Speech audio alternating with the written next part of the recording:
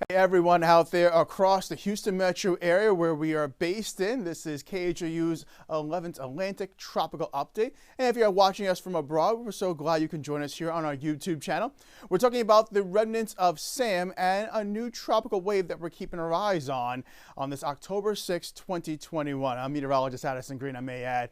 And it has definitely been a little bit more of a quieter time frame across the Atlantic recently, even though we had Sam and Victor not too long ago, but we haven't had anything developed since then. So here's the latest information. Sam transitioned from a hurricane to a post-tropical cyclone east of Canada as it was making up its way towards the northern waters of the Atlantic Ocean right there. And as it was going through that transitional period, it started to get absorbed by another area of low pressure nearby, and we'll show you that imagery in just a moment. But that's typical as systems move across and towards the northern latitudes. You get those extratropical cyclones, those regular systems that have fronts, cold fronts, warm fronts, and whatnot. They can sometimes help to pick up a tropical system and kind of like bring it onto itself, and thereby making one big broad system. It's pretty much a big wind and wave maker. A tropical wave near the Bahamas has a small chance of development soon, although it's probably not going to really do so. It has a lot of factors against it. And the tropics, like I said, are relatively quiet right now, but we still have a few more weeks to go of tropical activity, as we're going to be noticing moving away from October 5th yesterday all the way in towards the end of November is when we start to see that activity still being a problem across the Caribbean Sea, the Gulf of Mexico, and the Atlantic Basin, all of its entirety. But as we move forward in towards the end of October and towards November, we're seeing less of the Atlantic Basin having that potential of tropical waves to develop. They start to develop a little bit closer towards the land masses across the western side. But we only have one more name on the list. That's Wanda, before we move towards the supplemental list of names. Because remember, the Greek alphabet is no longer available. That was retired in its entirety last year after that record-breaking season. Now, in October, we can find tropical activity in all of these highlighted areas, from the blue to the green to the orange, with it being more likely to be possible in the orange highlighted area. These white arrows you see right there, those are the prevailing tracks where you typically find a tropical wave to develop right down here, say the Western Caribbean, and then move up in this northeasterly direction. There's a reason why they would travel in that kind of direction instead of going up towards, say, the Gulf of Mexico, the Yucatan Peninsula. As you're moving away from the summer months, I should say, towards the winter months, we're seeing now the troughs, the jet stream starting to break and buckle and dip, and it's allowing itself to bend down towards the southeast, and then it gets a chance for possibly picking up or at least deflecting any tropical activity from possibly making a turn towards the United States, going a little bit offshore, maybe just completely out to sea. It's all about the prevailing winds aloft as we start to go in towards those later weeks of the tropical season. As we look at the visible satellite imagery, you can see this big broad circulation right there. That's the remnants of Sam, and it looks more like an extratropical system than you would be seeing a typical hurricane, because it's not. It's now gone post-tropical. It has now transitioned from a warm core towards a cold core, and it now has frontal boundaries since it's now made that transition. And we can see that nice counterclockwise swirl in the atmosphere going on right there, and it's rather large as well. Circulation goes from just east of Newfoundland and Labrador towards pretty much, well, the graphic is cut off right there because this is another satellite layer imagery, but pretty much going almost in towards Great Britain. So that's a large chunk of the North Atlantic that's being encompassed by the system. But you can see as you look back over the past 48 hours, that transition from a hurricane towards a post-tropical cyclone as it was absorbed by the extratropical system, and it's making its way across the northern waters of the Atlantic Ocean.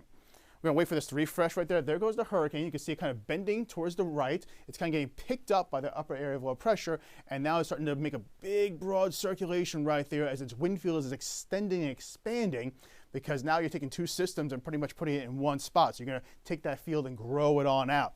You can see right there that transition. Dry air gets in towards the general area of circulation. Now we have two circulations pinwheeling around each other, and then it starts to get into one circulation right there, and then moving up in towards a northeasterly direction over time. But now it's one big broad system. You don't see that tight convection around what you would typically find the center of circulation.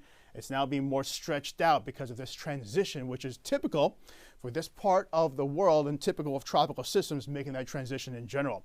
But all the while we're expanding that wind field. That means down below the waves are getting choppier, and we're finding those rain bands now being spread out over across a larger distance, which means we could have more of the ship lanes being impacted, and also any aircraft flying in this vicinity has to take caution, because this could kick up a lot of winds up aloft, create a little turbulence right there, and that's exactly what you don't want for any of your passengers or if you're a cargo ship.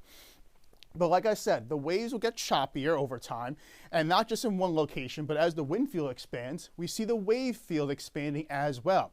So as you look at those green highlighted colors around the center of circulation that is representative of the remnants of Sam right now, we see those green to yellow highlighted colors. That's about 15 to close to 25 feet on average swells.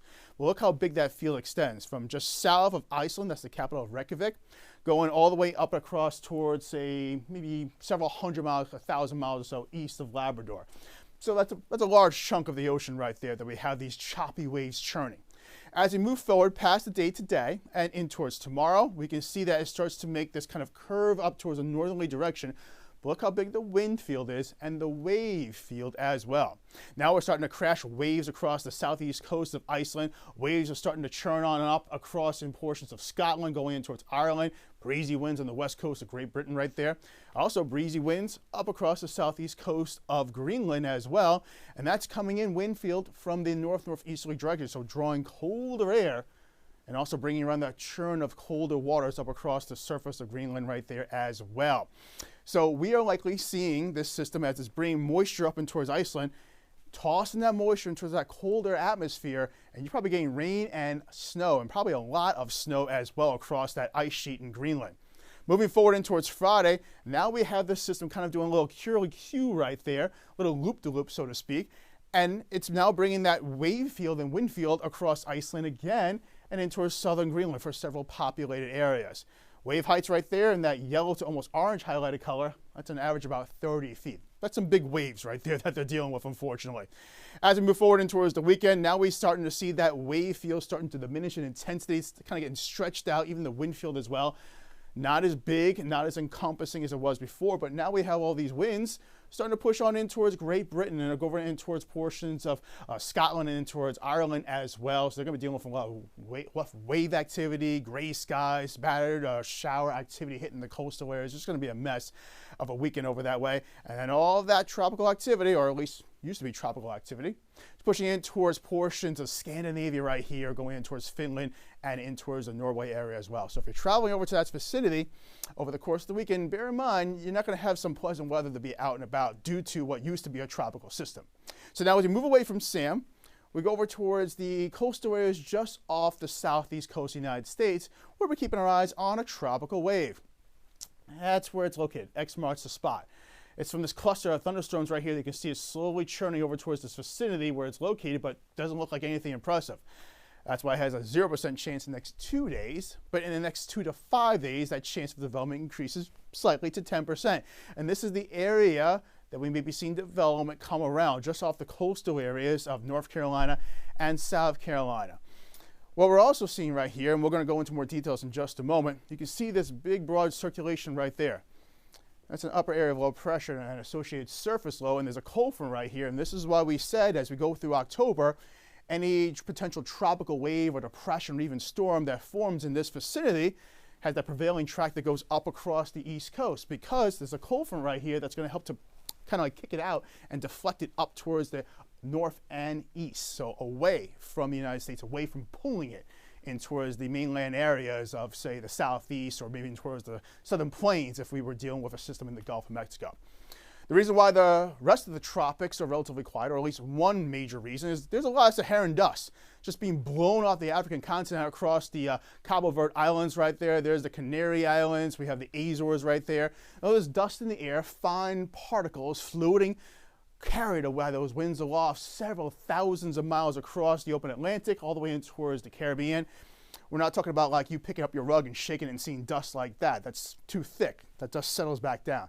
This is very fine microparticles being carried by the winds aloft very easily, and over a prolonged period of time, with enough of a concentration of dust, you can see it come on towards some of the surfaces like cars and plants.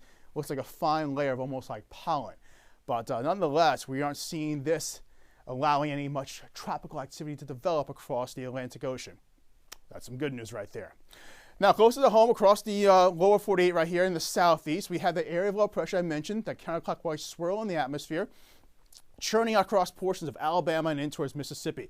It's bringing up rain and thunderstorm chances into sections of Georgia and Florida. That moisture is being transported up and over this area of low pressure's warm front, being moved across the Ohio River Valley and coming down the back end of it. But notice it's not really traveling all that far southward. It's kind of fizzling out. Well, as we have that direction of air moving down in a sloping direction, it's drying out, it's thinning out, and as a result, the shower activity begins to kind of like evaporate almost. And as a result, we just get scattered clouds at best, and as it continues to descend further southward, we'll continue to see those clouds thin out, so the air is drier, and the skies are a little brighter, a little more sunnier over that way. Here's the upper low pressure, and here's a better description to show you what's going on, but looking at the water vapor imagery. It's kind of like a little X-ray scan of the atmosphere. And we can see where that plume of moisture is being pushed up across from the Gulf of Mexico in towards Georgia and Florida, but dry air is being dragged in behind it across sections of southeast Texas here in Houston. We're enjoying some relatively low humid days right now. It's quite refreshing.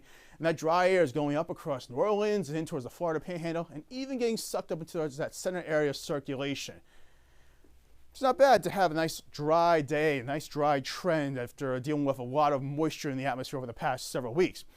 But what we can also see as we look at the water vapor imagery is we're dealing with what we call a Rex block pattern. And there's a reason why this area of low pressure has not moved in the past several days. Because the jet stream, that river of air aloft that steers pressure systems around the planet, is up across in this vicinity. It's not picking up these two systems. We have a high pressure sitting right overhead up across northern sections of Minnesota and an area of low pressure underneath it. These two can't go anywhere, and they're kind of keeping each other at bay. So this is what we call a Rex block pattern. Storms can't go through this region. They have to go up and over, or they have to go down towards the south and try and go down and under. But nonetheless, from about Louisiana all the way towards the Great Lakes, so pretty much the width of the country, we're seeing no big storm activity pushing, no progression across from west to east. What we are seeing underneath the high pressure system is temperatures are heating up. It's acting like a dome and allowing the warmth to continue to build on up at the surface. Under the low pressure, though, the upper level of low pressure, we're seeing the chance for shower and thunderstorm development and a lot of cloud cover, and generally temperatures are trending as a result of that, running several degrees cooler in several spots. And you can see right there, underneath that surface high pressure, the Great Lakes, yeah, there's no storms going on. Nothing but clear skies. Underneath the surface low pressure, scattered showers and thunderstorms. There's clear skies across the nation's heartland, and there's storms that want to develop from the west, move to the east. You can see them kind of running into a wall and having to disperse and go up and over or go down and under. Temperatures, as a result of the sun shining on down and staying on the warm side across the northern plains, are in the 60s and 70s. Pretty much on par with what they're seeing down across the southern plains, like in Oklahoma, 77 degrees. And you're not too far away in Bismarck of 79 degrees from a temperature you may find in Tuscaloosa of 80 degrees. So yeah, there's your discrepancy going on right there in the temperature department as you look during this Wednesday afternoon time frame. And the forecasted highs show that many spots across the northern plains are going to be in the low 80s when temperatures should typically this time of year be in the low 60s. So they're running about 20, maybe 25 degrees above average, almost a little summer-like for those parts of the country. As we move forward, eventually we'll start to dislodge this river jam in the atmosphere and get things moving. We'll have this upper area of high pressure come in behind the upper area of low pressure and help to bring around a flow of moisture onshore up across Texas. So this will unfortunately bring the humidity back up across the southeast. But what we can also see right here as well, there's going to be a lot of moisture building on up, and there's a quick drop, a quick change from moisture to dry air. So going in towards Wednesday of next week, you may be seeing the potential for seeing some thunderstorm development when you get those two air masses clashing like that, and the possible chance of maybe seeing some severe weather over that way. We have to look forward in the jet stream wind pattern, 34,000 feet in the atmosphere. Once the upper area of low pressure leaves, here comes the high pressure building in. And we're going to get a dome sitting across southern Texas, portions of the southern plains, allowing that onshore flow to come on in and stay in the area, helping to build up that moisture content, that humid content over the next several days as you move forward from Friday and towards Sunday. But it's short-lived, as we do have a dip in the atmosphere, a dip in the jet stream, I should say. That atmospheric river jam is starting to dislodge. And we're going to be allowing a cold front at the surface to move towards the east from the west. But as this cold front comes on, and we're not talking a big change in temperatures or a big change in atmospheric conditions, we're not seeing that type of a big contrast going on. But what we are seeing is a nice flow of air coming on in from the Pacific Ocean, instead of coming on in from Canada. So we're not seeing a big drop in temperatures. Instead, temperatures will go down maybe a few degrees, but we're going to be seeing a little more moisture content come in, and then a chance for seeing some drier to come on in after that as that air is coming on in off the desert southwest. So looking forward from Friday, Saturday, Sunday, and into Monday and Tuesday, we have that cold front moving across the area, and then we can start to see scattered showers moving across the region as well. Heading out towards next Tuesday, remember I said there's that potential by Tuesday into Wednesday and seeing some active weather across the nation's heartland? Well, there's already a precursor for that going on right here. Look at that, snow falling down in the Four Corners, in the Rocky Mountains, in the Wasatch Mountains, and pushing over across portions of the Grand Tetons in Wyoming. That's a big dip in the atmosphere in the jet stream, allowing cold air to sink further southward. So cold, dry air, very warm and moisture-packed air. There's your clash of air masses right there. So as an area of low pressure forms right there at the surface near Denver and moves east from Tuesday into Wednesday, there's your severe weather setup going on across the nation's heartland. Temperature trend over the next 2 weeks shows that we're going to be keeping the eastern half of the country on the warm side. So Washington, D.C., New York won't be feeling too much of a fall-like feeling in the atmosphere. And over across in Vegas, up towards Salt Lake City and Boise, Idaho, well, you're going to have to maybe break out those little thicker coats as time goes on with more colder temperatures moving across the area. And colder temperatures combined with a chance for increased precipitation means there's a chance for seeing snow in the higher elevations. Meanwhile, right here in Houston, we can see less sunny days, unfortunately, coming our way with that increase in rain chances as you go throughout that same stretch of time. Have any questions, thoughts, or concerns? Feel free to reach out on social media. Here is my handle on Twitter, Instagram, and Facebook. It's all the same thing. Try to keep it simple. And I'll be right back with more information as time goes on. And of course, the rest of the meteorologists here at KHOU, Cheetah Craft, Tim Pandagius, and Chief Meteorologist David Paul will also have updates about all the tropical activity as well as the rest of the weather going on across the North American continent. See you guys.